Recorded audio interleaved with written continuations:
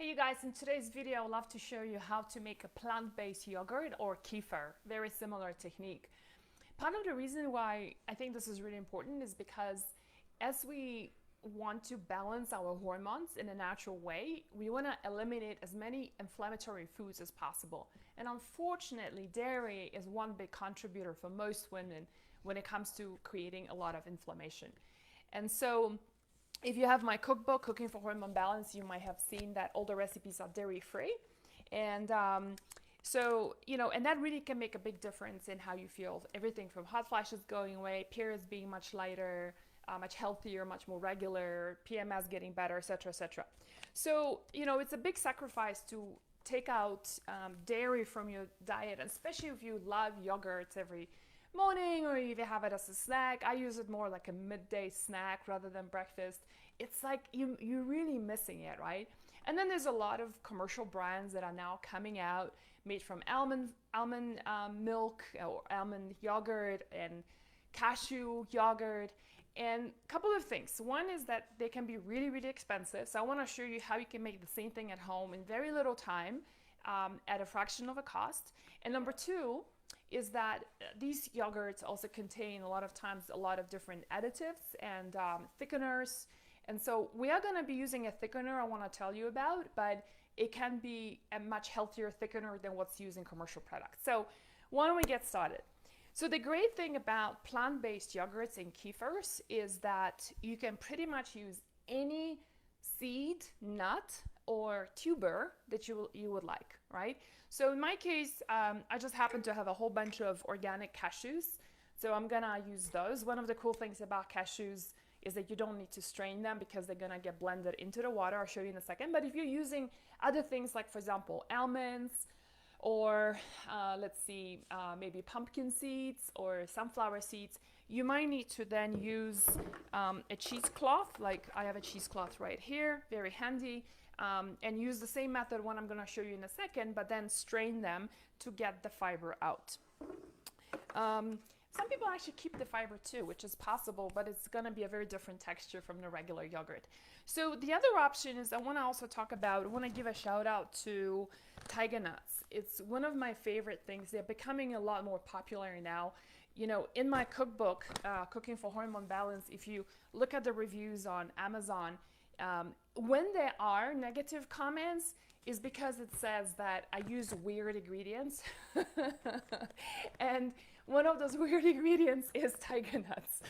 And so they're not actually very weird. They are staple food in Nigeria and the south of Spain. For those of you who've had horchata before, like a true horchata, horchata is actually made from tiger nuts. They are tubers. One of the reasons why I like them is because they are not nuts, they are not seeds, they are hypoallergenic. So a lot of people, who switch from dairy out to the nut-based sort of yogurts and milks, do develop a sensitivity to almonds. And I'm sure many of you here are watching are like, I can't do almonds, I can't do sesame seeds, right? So tubers such as tiger nuts are wonderful because they're hypoallergenic. I have not met a person yet who's been having a problem with tiger nuts. So they are also a possibility. I make my yogurt on a regular basis from tiger nuts. Is this gonna be the same technique? So again, just one more time, whether you're using macadamia, whether you're using almonds, right? Whether you're using cashews, tiger nuts, pumpkin seeds, sesame. I've made yogurts before with black sesame seeds, which is really interesting flavor. It's almost like a tahini-like, flavor to it, which is really fun. So just for simplicity, so let's just take a look at what you need. So you need some kind of a nut or seed, right? So this is in my case here, we're going to be using cashews today. You need some water. So we're going to be making a quart of yogurt, right? And then you need a starter, right? So the starters that I'm using here is from Cultures for Health. Hey, you guys, I'm not getting paid at all by them. I just love their products. And in fact, their website is wonderful on FAQs about fermentation. They have all sorts of starters, including sourdoughs and stuff like that. The ones that I'm showing you, this one is a vegan yogurt starter, and it comes in these little packets, as well as I've got a kefir starter right here. Now, these products are not cheap. However, the way to stretch your dollar is that when you make your batch, leave a little bit at the bottom, right? And then use it as a starter for the next batch. So that way, and you can do this 7 times. So you can basically take a little bit of what's left, like about 1/4 of a cup to 1/3 of a cup, you know, from the quart you're making, and then do, you know, make another fresh batch of milk, and then add that 1/4 of a cup, and that's gonna be your starter. So you don't have to use these packets every time. But as you can see, I ran out of my yogurt, so we're gonna use the starters today. And then I'm gonna show you how to thicken your yogurt, because one of the problems with plant-based yogurts is that they don't thicken the way dairy-based yogurts do, right? Okay, so the first thing we wanna do is, and as you can see, I'm making it from scratch. You can also actually start off with, you know, if you wanna use almond milk that's store-bought. I'm not the biggest fan, you know, just for simplicity and time, you might want to try it out. Nothing wrong with that. But there are a lot of additives that are added to those milks. So if you're very sensitive, your tummy is very sensitive, you know, you might want to consider making your own. The other way to improve digestibility, if you have issues with nuts and seeds, is to pre-soak your nuts for between 12 to 24 hours.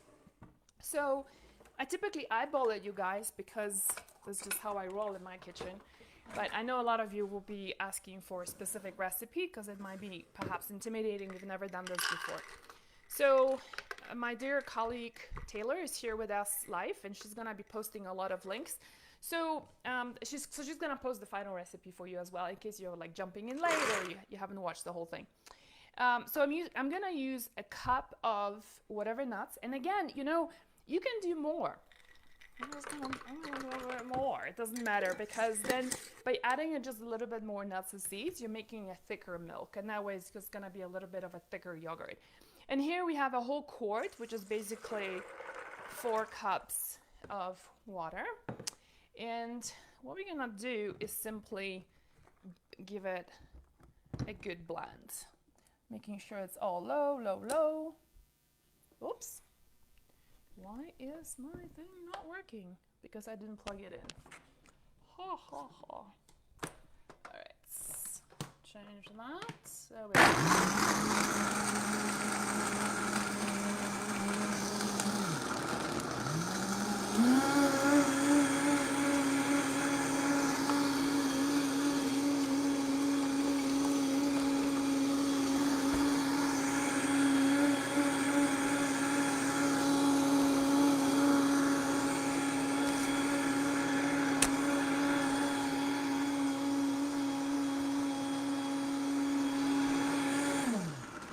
Okay, so I still see a little bit of fluff, so let me just do one more round.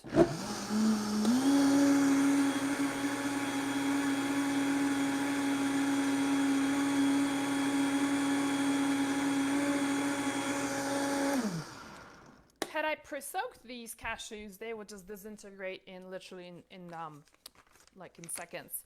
So who wants to guess what is the difference between a yogurt starter and a kefir starter? Or when you buy a kefir or yogurt, I'm going to come back to this, Cheryl, if you can remind me to come back to this question in case we are getting or not getting the answers, because I think that's an interesting question to ask. So we're going to come back to this, but if you do know without Googling it, do let us know. And I always love to quiz you guys a little bit just to keep you up on your toes. All right, so here's the thing. Like I mentioned, you know, with cashews, it's really straightforward because cashews are just completely disintegrated. I don't need to strain them at all. But had I used tiger nuts, there's gonna be a lot of fiber. So then what I will do, if I was using tiger nuts, if I was using almonds, right, I would then strain it, right, through a cheesecloth and just squeeze it all out. The other option is to use Almond Cow. I showed it a couple of weeks ago, how to make your milk without all the bags and stuff like that. And there's a piece of equipment that you can use, and Taylor can post the link if you're interested. It's a really cool piece of equipment. You just put your water and nuts in, and the thing does its magic, and then you pour it out and milk is ready. So it's kind of awesome. So what I'm gonna do is just gonna add one more thing, and this is completely optional. See, bacteria, whether it's in a kefir or yogurt, so I'm just giving you a hint here, grow really well on sugar, okay? So if you add just a tiny bit, and here I'm talking about like a tablespoon, right? This sugar is not gonna be for you. It is going to be for the bacteria to live on. This is food for bacteria, okay? The good bacteria, that's gonna grow, it's gonna make them grow faster. So the next thing I'm gonna do is I'm gonna put in a little starter, and I'm gonna go with the kefir. And if you're coming in late, I'm using Cultures for Health. You can get that on Amazon, and Taylor is going to post the link where you can get it. So it's I think the full packet goes for 1 gallon. You can just read the instructions in there. I made it so many times I don't even read it anymore. But so it comes in this white powder, right? So we're gonna pour it in here, give it a bit of a stir. You don't need to warm up your milk. The original instructions say that you do. I'm kind of lazy and I like simple. So I can't tell you how many times I've made this without warming up the milk, and it's perfectly fine. You don't need to warm it up. Okay, so the next thing we're gonna do, the next step of the process is to put it into your fermentation vessel. And I do highly recommend for you to use, glass and not plastic. Definitely not metal. Metal is going to interfere with the fermentation process. I don't know why, but I've made this mistake way too many times and just screwed up the whole thing. It just doesn't ferment, it rots. So the next step is to keep it warm for a significant amount of time. So you're talking about between 12 to 24 hours.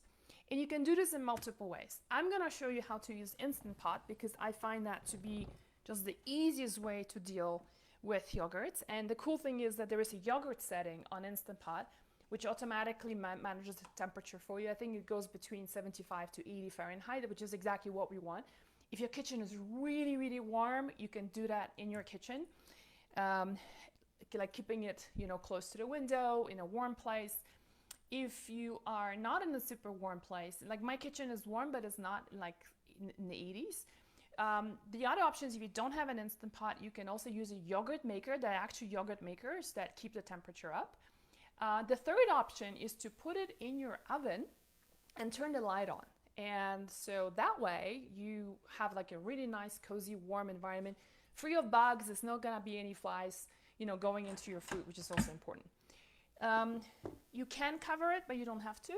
So the next thing we're gonna do, I'm using like this little basket thing just because the water that I'm pouring in is gonna keep things warm. However, I don't want it to be touching only one surface of the yogurt. I want it to be kind of, circulating the warmth, right? So basically what we're gonna do is we're gonna put that in here, and you're gonna close it and set your yogurt on an Instant Pot, or you put it in your oven, right? Or you put it actually hot, putting it in your slow cooker on low could be an option as well, but you need to test it out because it can go too warm too quickly. And then you keep it there for 12. I have left it because I forgot in my yogurt for 24 hours, and it was perfectly fine. In fact, it tastes more tart, but I personally love it. Like I just feel like it's the bacteria have done their work. They multiply so many times, and it's actually a really wonderful thing to offer your body, right? Because that's really what we want. So now let's just pretend that this has been fermented for the past 12 hours, okay? And then what you do, you take it out, you can definitely sample it, and let your taste be your guide. A lot of times we get so stuck with like 12 hours, 8 hours, like, oh my God, I've got 2 hours too many, and it doesn't matter. It's like, this is not baking. Like you're not baking 2 hours too long, you know what I mean? So let your taste guide you. And then what you're gonna do is you sample it and say, does this taste like the regular yogurt? Like I like this tartness. Or it's just slightly tart. If it's slightly tart, it tells you that it has a little bit more time to go, right? So just leave it there for another 2-4 hours. Experiment and see what works best for you. So the next thing we wanna do is that a couple of things that's gonna happen. A lot of the time, natural yogurts, when you make it like that, or natural nut milks or seed milks or tuber milks, separate. So you start seeing water on top here, and then the rest of the, the fiber and such kind of sets to the bottom, right? And that's perfectly normal. Don't worry about that. All you have to do is just give it a good stir, and you're good to go. The other thing you can do is this, I think, for most of us, we are used to yogurts and kefirs to be tasting, to having a certain consistency, which is that there's a certain thickness to it, right? So like when you pour it on top of your cereal, or which I don't recommend that, but like in terms of, not say top of your fruit, right? Or you're making a dessert or something, we want it to be thicker and not like so watery. So what can you do to thicken your yogurts? Do we have any answers? Taylor, do we have any answers to, look at how nice and thick already it is. Do we have any answers to the difference between kefir and yogurt? Let's take a look. So what we're gonna do next is, I'm using something called guar gum. Okay, the reason why I have it like in those little containers, because I buy a bulk from my health food store. Here's a little thing about this really interesting. Guar gum comes from a tree. It's a sap of a tree, and it's a natural thickener that you can use without heating up your liquid, right? Which is great. I like xanthan gum, or there's a couple of other thickeners, like there's the seaweed that I'm forgetting the name of right now. A tapioca starch, I'm like, I don't really want to use tapioca starch. Guar gum is great because it works on room temperature, any temperature food, right? And it thickens it. Here's a problem. A lot of the commercial products use guar gum that is just of very poor quality. So I'll give you an example. There was once I went to this gluten-free retreat in Tuscany, and there was a couple of ladies who had celiac, and they could not do gluten-free baked goods because of the guar gum, not because of the flour.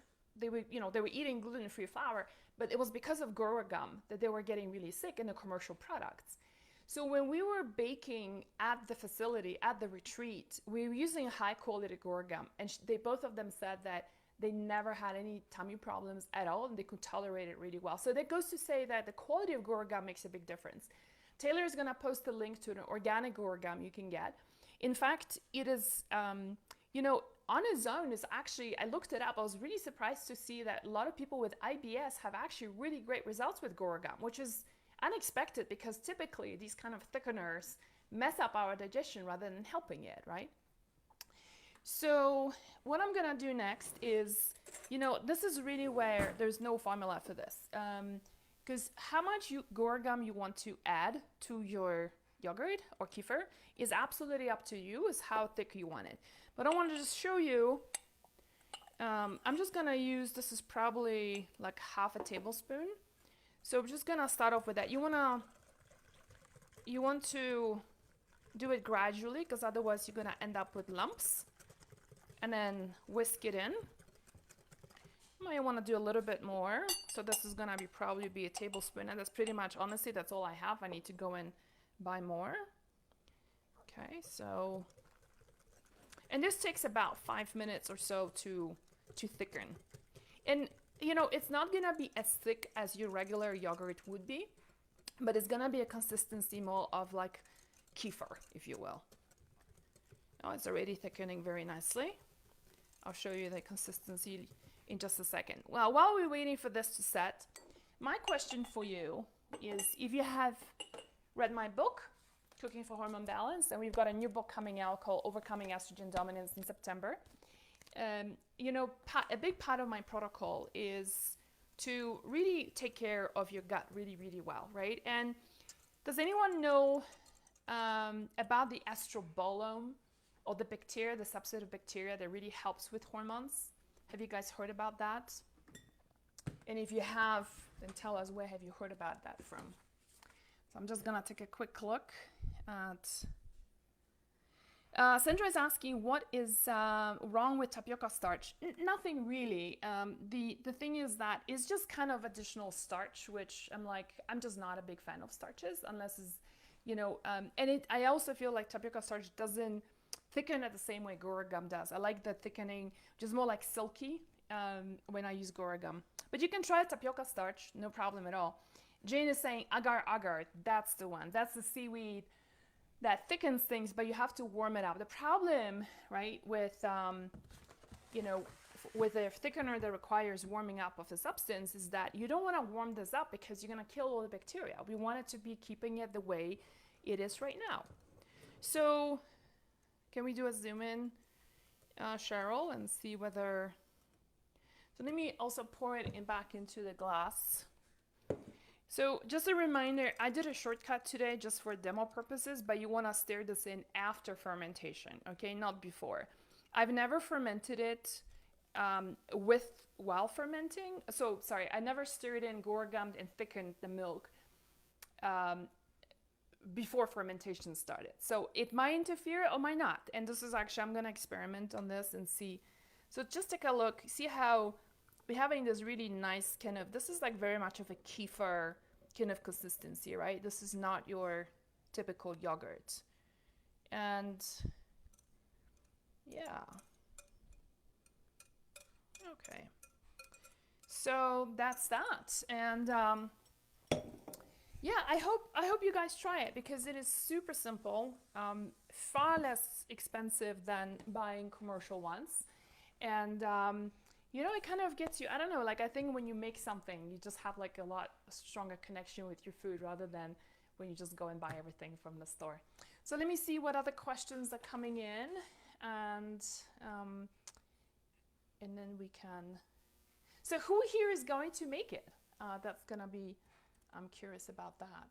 What was the question about whether the jar and the water have to, did you see that question? I have not. She hasn't posted it yet. No. There's a delay. So tell me, what is the question? The question is, when you put the jar in the Instapot, Mm-hmm. is it supposed to touch the water? Yeah, so no. So that's why I'm using the steaming basket here in the Instant Pot. Let me just bring the Instant Pot over here. So there is water in the Instant Pot, about half an inch. And what I'm doing is I just don't want the heat to be only distributed here. I want the whole heat to be distributed around. So for that reason, you know, if you don't have a steaming basket, no problem. Just get any like pot, right? And I put it upside down, a cup or something, a little bowl, a flat bowl, you know, put it upside down, and that's when. So my yogurt is standing on top of the basket right above the water. Yeah. Okay. So let's see, what else do we have? Yeah, I'm not gonna be able to see a lot of the comments. Michelle is saying, I like the oven method. Yeah, isn't it great? Somebody's saying here, thank you, I misunderstood what you said, okay. I like that, okay. Amanda Harvey, hello Amanda. She's an old client of mine from New York days. This has been like a decade. She says she's gonna try tiger nuts, great. My Lebanese grandmother, Terry says, Terry Nasser, used to make homemade yogurt in a pot. Yeah, so like, you mean like in a metal pot? I'm curious about that. Because I screwed up my yogurt a couple of times by doing that in metals. So that's why I'm very shy. But Taylor has just posted the recipe, so you guys can grab it from there. What's the name of the thickener? Anna is asking. The name is guar gum. So Guar, and then the next word is gum, Gum. So it's different from xanthan gum, which is also a thickener, but you need to warm things up. So guar gum does it on room temperature as well. So you can see, if we can do a bit of a zoom in, you can see it's like, you know, it's kind of nice and thick, right? Terry's saying it was a staple in our house. Nice. Does the Instapot lid close at that size jar? Great question. So let me show you. It absolutely does. Boom, done. So can we get that on camera? Okay, great. So yeah, and you don't need to cover your jar. If I'm leaving it outside, like in a warm place, or if I'm leaving it in the oven, I would typically put a cheesecloth over it just to make sure there's no bugs that go in there. My mother used blankets in a box. I also was successful with blanket in a box. Yeah, you know, I think the blanket in the box works better if you warm it up first to kind of give it a punch, like a good starting point, and after that you keep it warm with the blankets, if that makes sense. So you know, with the amount of fermentation I've done, is I would say that this is from my experience, like if you are doing it that way, then warm it up at first. I'm not warming it up here just because Instant Pot is gonna take care of it. Yoti's asking, do you use probiotics? That's a really great question, and the answer is yes, you can. So if you use commercial probiotic like the one you're taking for your own gut health, you can try it out with in here as well. I've tried it many times, and the only thing is that bifidobacteria doesn't grow in this environment. It's only the lactobacillus that will grow. So if you're using a probiotic that's full of bifido, then it's not going to do anything. So make sure that your probiotic has all the lactobacillus in it. And if you look at the type of bacteria there is in here in the kefir starter and the yogurt starter, by the way, I haven't answered that question yet, is all the lactose are here, and beneficial yeast as well, like Saccharomyces fragilis. So the difference, you guys, between a yogurt and a kefir is just the type of bacteria that you find in it. And there's no right or wrong. I like to alternate between the two because they offer different set of bacteria. And here's an interesting thing is that, you know, depending on what's missing in your gut, you might feel that when you, for example, do something, you do kefir, like your bowel movement improves, you just feel a lot better, your tummy gets flat, your food sensitivity suddenly go away, or you feel really, really good. Tune into your doesn't. Yogurt, on the other hand, has just a different set of bacteria as compared to kefir, and so it's the same story. Maybe you feel better having yogurt. I personally respond like when I really truly intuitively tune into my body, I feel like kefir is my go-to. Okay, so just in case you missed it at the beginning, in order to stretch the dollar for these starters, what you can do is when you make your yogurt, then make sure that when you come to the bottom, leave a little bit at the bottom here, right? And then start a new batch and transfer your existing yogurt over to the new batch. And that way you basically are creating a natural starter, right? And that way you don't have to use those packets in here. Okay. Would the lactose be something for people with dairy allergies? Hey Jane, so I'm not using any lactose here at all. In fact, I was talking about it at the beginning, maybe you missed it, that, you know, with the hormone balancing protocols that I teach, we actually don't use dairy at all, and no lactose, no casein. So you don't have to worry about that at all. And these starters here do not have any lactose in them either, so they're good to go. I believe my city used a metal pot on the stove and then placed a ceramic bowl and put towel over it. She allowed it to sit overnight. Yeah, that's awesome. Thank you for sharing. You know, one of my dreams at one point is to write a book. The working title that I have in mind is called Grandma Told Me, or Grandma Used to, what Grandma used to do, or something like that, you know? And so I think everybody has a grandma story about certain poultice that's being used for, you know, for a wound or an infection, or, you know, certain ways of making yogurt, right? Like where we didn't have Instant Pots and we didn't have yogurt makers and stuff like that, just simple ways. And so I aspire to do a book like that. So awesome. I'm glad you guys enjoy. We have a lot of comments coming in. Thank you. And I only see selected few. Let me go over and see whether, yeah, I think I've answered most of them. So if you're watching this on replay, pose the question and we'll try to answer that. And I think it's a pretty straightforward recipe. I hope I have covered all your questions. I'm taking Fridays off, you guys, on during the summer, just to have a longer weekend, given that all holidays have been kind of canceled. And so I wish you prematurely maybe, but a very healthy weekend, happy weekend. Go maybe shopping for some of the things to start off on your yogurt this weekend. All right, thanks everybody, and I'll see you soon.